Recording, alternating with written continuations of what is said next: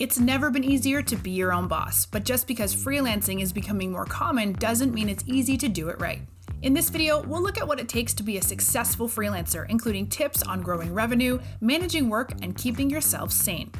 And for more details on all of these things, check out the Invoice Maker blog post on this subject in the video description. The first step to becoming a successful freelancer happens before you start. It's deciding what success looks like and whether the freelance lifestyle is for you. The benefits of freelancing are obvious. You work when and where you want, and it's easier to fit other passions and responsibilities into your life. In some fields, it may be more lucrative than an annual salary, or depending on your other obligations, it could be a side hustle that just adds to the money you already make. But before you decide to jump into freelancing, it's important to be honest with yourself about your priorities. If, for example, you have a family that is reliant on a stable income or health needs that benefit from an employer-provided insurance plan, exclusively freelancing may not be the right choice. Before leaving a job you already have or buying new gear, research the fields you're thinking of. Invoice Maker has pages devoted to many different kinds of freelance careers, including how much you can charge, that you can use to help make your decision. If you've committed to freelancing, then the next step for success is getting off the ground. Hopefully, you've already done some research about what it takes to pursue your chosen field, and will have some sense of what kinds of outlays will be necessary. Almost every type of freelance work, though, will require some investments, unlike a traditional job.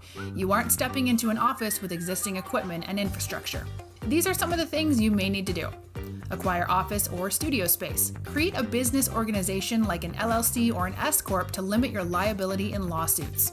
Get workflow and accounting software. And purchase insurance. Thankfully, there are options for all of these things that are geared towards freelancers, often with lower costs and greater flexibility. For example, instead of an office, you may be able to save by using a co-working space, and there are lots of liability insurance policies geared toward independent contractors and small businesses. Once you do get these things in place, the cost can usually be written off on your taxes. Once you have the bones of your freelance operation established, you'll be focused on acquiring clients. Marketing and advertising are essential, but you'll want to think carefully about how to expand your resources here. Is a social media campaign the right choice, or an ad in the local newspaper?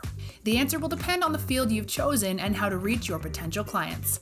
Another strategy is taking starter jobs. These may be less desirable or below your preferred rate, but they can be a good way of getting your name out there and helping you build up a portfolio of work that attract future clients. Even if you're able to grow your freelancing profile, you still aren't finished. You can think of the final phase as keeping it centered. You continually have to make decisions similar to those you made before you begin. This can be a choice between freelancing as a side hustle and freelancing as your sole source of income. If your freelance work is growing, you may need to decide whether it's conflicting with another job you have, and if so, which one will give way. For those leaving a traditional job, look into options that can provide financial security like a Roth IRA or solo 401k plan. If you have already decided to put all of your eggs in the freelance basket, the questions still aren't over. Because freelance work doesn't have the structure of traditional jobs, it can be easy for work to bleed into your home and personal life. How much time you want to devote is up to you, but make sure the boundaries are clear. Many freelancers rely on apps that track your use of devices, or can even shut things down after a certain hour. For more on living your best freelance life, check out other Invoice Maker pages for tips on taxes, insurance, marketing, and more.